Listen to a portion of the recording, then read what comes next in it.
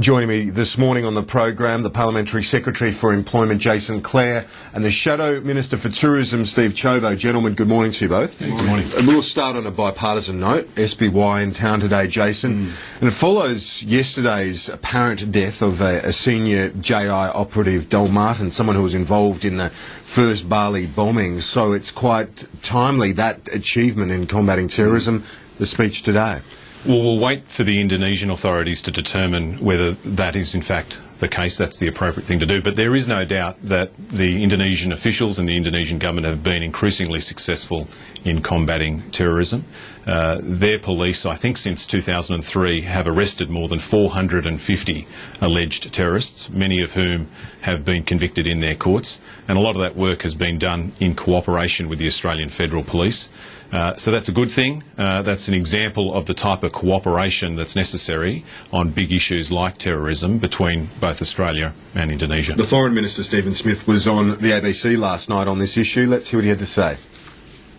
Well, the advice I have is that there was a police raid, 2 consecutive raids. My understanding is that 3 terrorist suspects have been killed, and Indonesian authorities are currently going through a process of identification. We've had in the past speculation of terrorists in Indonesia being captured and or killed, and people have jumped the gun and not waited for the official Indonesian confirmation. So we are, in this respect, in the hands of the Indonesian authorities. But there is a suggestion publicly that one of the deceased is a leading Jemaah Islamiyah leader who has been suspected for a long time of having been involved in the Bali bombings. The Foreign Minister cautious there, Steve, and I suppose understandably, given that there have been reports of this same terrorist being killed on a number of occasions. So they'll be certainly hoping, the authorities there, that this time it is accurate. But, you know, it has been a remarkable achievement, hasn't it, over the last 5 to 7 years or so since the first Bali attack, what they've done to try and combat JI. I think it's important that everyone recognises that the relationship with Indonesia and the strength of that relationship now over many, many years has really brought about good, effective outcomes that are in Australia's national interest. The fact is that by having a strong, cooperative relationship between Australia and Indonesia, we've been able to secure a number of aspects to our foreign policy that's helped to lessen the threat to Australian lives. So I think, you know, on a bipartisan basis, it's good that Australia and Indonesia continue to work together. What we want to do is make sure that there is an absence of any potential little friction points, which unfortunately are now starting to come up on the horizon. But to the extent that you know, we can work cooperatively to help minimise that threat, it's a good thing. Yeah, well, okay. Let's touch on one of the friction points, because inevitably it's a precarious relationship. It always is. There's always something to cause headaches, whether it be drug trafficking or people smuggling. Let's look at people smuggling first and foremost. There's a framework expected to be secured today, including the criminalisation of people smuggling in Indonesia. That's crucial, isn't it? Well, first, just to pick up on Steve's point, I think you're right. Whenever you live next door to each other, there's going to be issues that you want to discuss. But the fact that you've got half a dozen Indonesian senior ministers here today is an example of the strength of that relationship, born out of the work of a lot of governments over a lot of years. The way to deal with this problem of people smuggling is through a regional solution. You've got to tackle it at the source countries where people are fleeing, looking for safe haven, like Sri Lanka, like Afghanistan, but you also need to tackle it in those transit areas where people smugglers are operating. One of those countries is Indonesia, and the other one that comes to mind is Malaysia. You can't solve the problem just here with our own laws, and so you make the point quite rightly, and we've spoken about this before, Kieran, that the laws in Indonesia and the laws to tackle people smuggling in Indonesia are an important part of that.